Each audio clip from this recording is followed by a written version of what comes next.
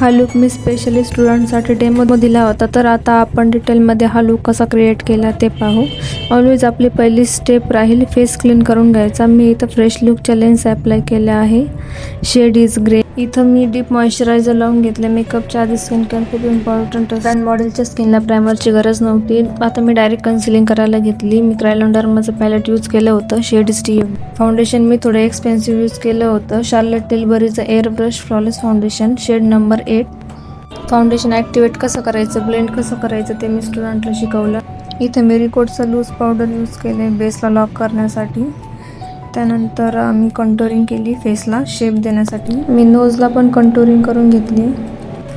त्यानंतर आय मॅजिकचं blush palette use केलं आहे. हायलायटर कलर बारचं. आय शॅडो मला थोडं बोल्ड ठेवायचं होतं, त्यामुळे मी 3-4 पॅलेटमधून कलर घेऊन मी मिक्स करून लावलेत आईजवर. त्यानंतर शिमर अप्लाय केले. नंतर मी लोअर लॅश लाईन करायला घेतली.